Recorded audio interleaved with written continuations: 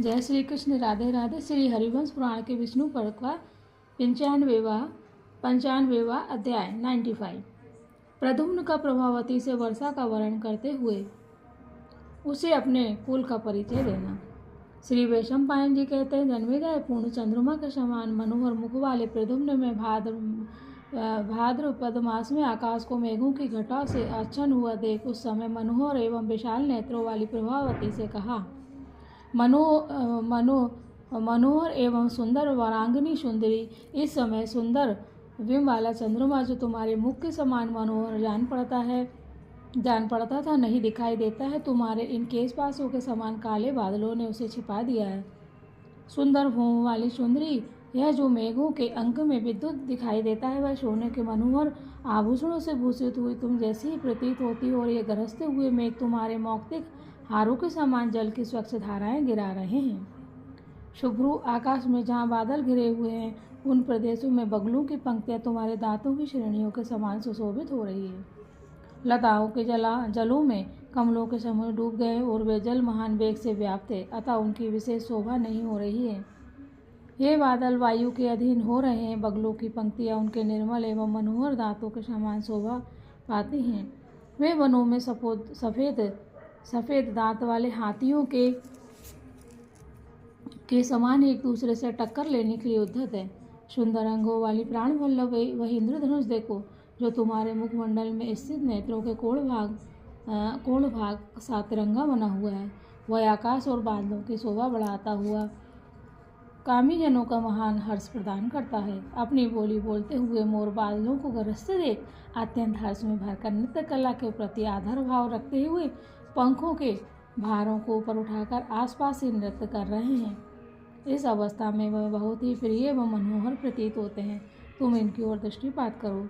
सुश्रोणी चंद्रमा के समान श्वेत वर्ण वाली अट्टालिकाओं पर बैठे हुए दूसरे मयूर समुदाय वहां दो घड़ी के लिए अत्यंत मनोहर शोभा प्रदान करके छज्जों पर उड़ते हुए बड़ी शोभा पा रहे हैं। मनोहर देह धारण करने वाले मोर वृक्षों की सर्वोच्च शिखाओं पर बैठे हैं।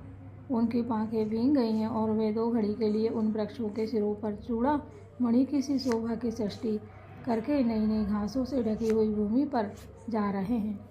उनके मन में यह शंका है कि ये घासें भूमि में भिन्न है या अभिन्न है।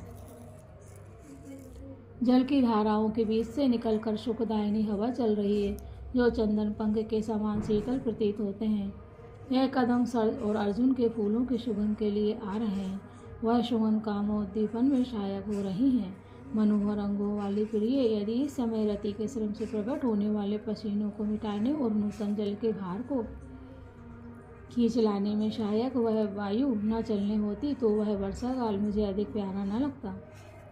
जब इस प्रकार प्रियजनों को समागम प्राप्त हो उस अवसर पर रति क्रीड़ा के अंत में जो रति श्रम जनित स्वेद बिंदुओं को हर लेने वाली सुगंधित वायु अपने पास आती है, उससे बढ़कर सुख इस संसार में दूसरा कौन है।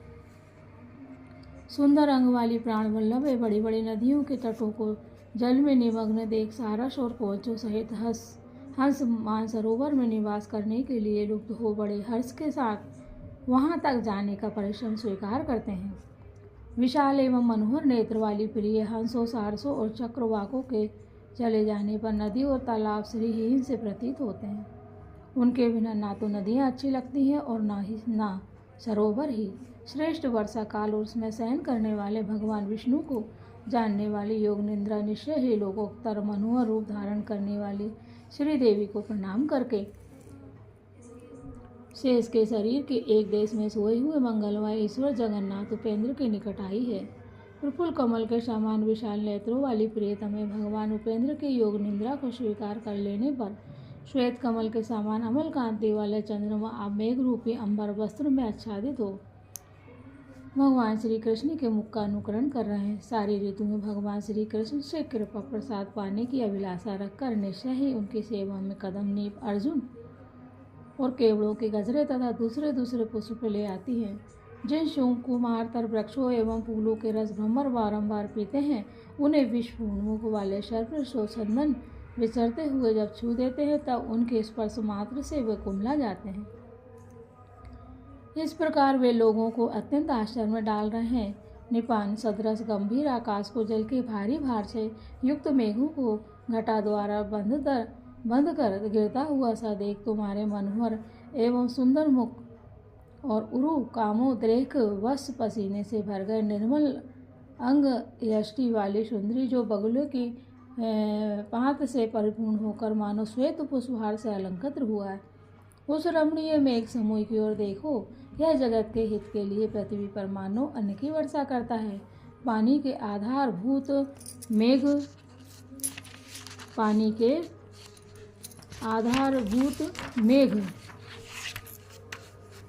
समूहों को अपने साथ खींच लाने वाला पावश समीर बादलों को लड़ता सा जान पड़ता है, मानो कोई चक्रवर्ती नरेश बल के मद से उन्मत्त हुए जंगली हाथियों को अपने गजराजों के साथ लड़ा रहा हो। ये मेघ शुद्ध पवित्र और सुगंधित वायु से सुवासित उस दिव्य जल की वर्षा करते हैं जो मेघों के प्रेमी चातक मोर आदि श्रेष्ठ पक्षियों को हर्ष प्रदान करता है। जो बरसात के पहले 16 पक्षों 8 महीनों तक कहीं बिल में शयन करता रहता है, वही मेंढक जो बरसात के पहले 16 पक्ष यानी 8 महीने, भाई एक महीने में 2 पक्ष होते हैं, कृष्ण पक्ष और शुक्ल पक्ष।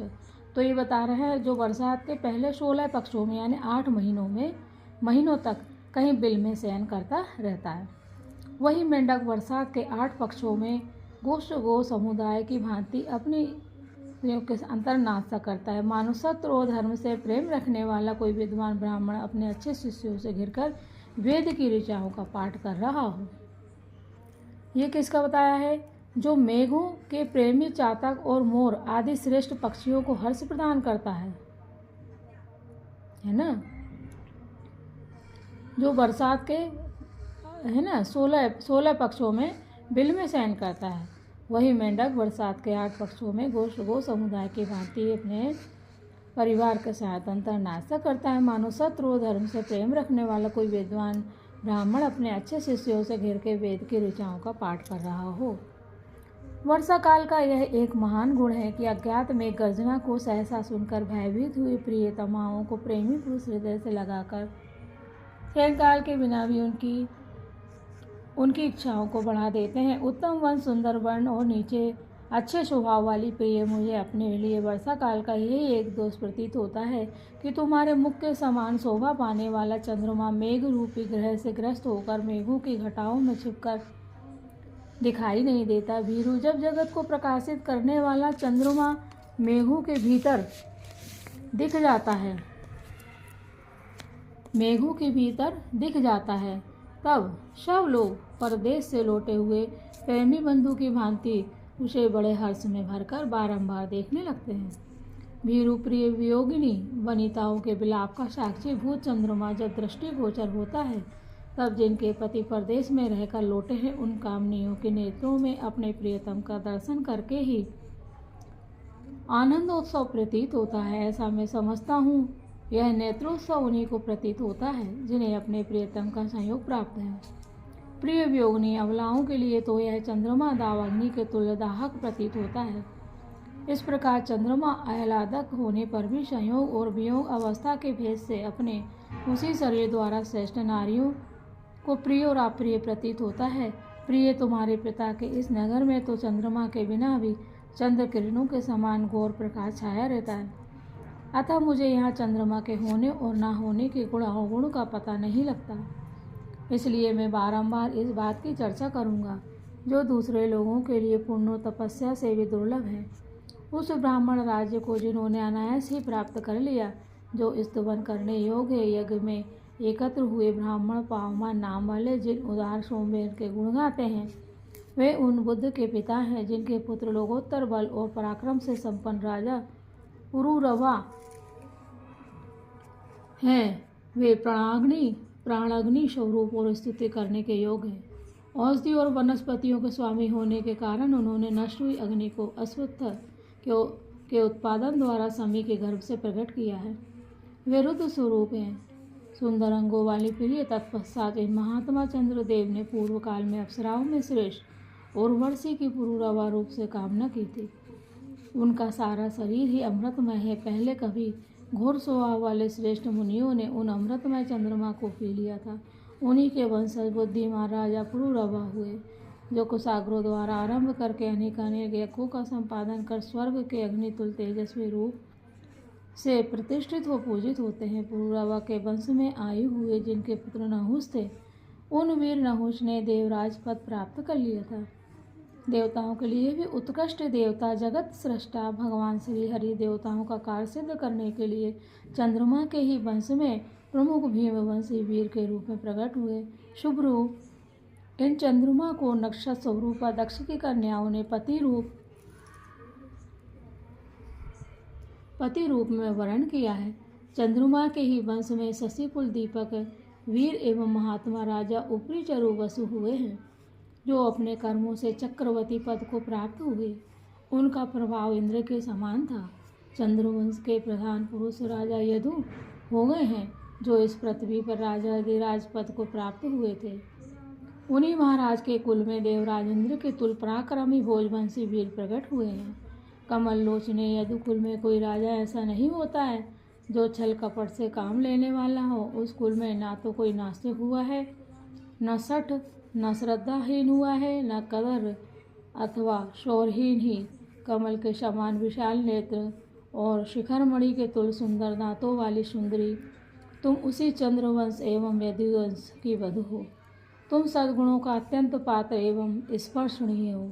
तुम सत्पुरुषों के प्रिय जगदीश्वर श्री हरि को प्रणाम करो। देवी, जो स्वयंभू ब्रह्मा जी के आश्रय स्थान है, संपूर्ण जगत तथा देवताओं के भी आधार हैं, वे गरुड़ध्वज पुरुषोत्तम भगवान नारायण तुम्हारे ससुर हैं। तुम उन्हें प्रणाम करो। जय श्री कृष्ण। राधे राधे। इस प्रकार श्री महाभारत के खिलवाड़ हरिवंश के अंतर्गत विष्णु पर्व में प्रद्युम्न का भाषण विषयक 95 अध्याय पूरा हुआ। जय श्री कृष्ण। राधे राधे। ओम देवकी सुत गोविंद वासुदेव जगतपते देहि मे तन्यम कृष्ण त्वामहे शरणं गता। हरे राम राम राम हरे हरे, हरे कृष्ण कृष्ण कृष्ण हरे हरे। जय श्री कृष्ण। राधे राधे। हे श्री कृष्ण भगवान, हे राधा रानी, हम सभी आपकी शरण में हैं। हम सभी भक्तों पर एवं परिवार पर आपकी हमेशा कृपा बनी रहे।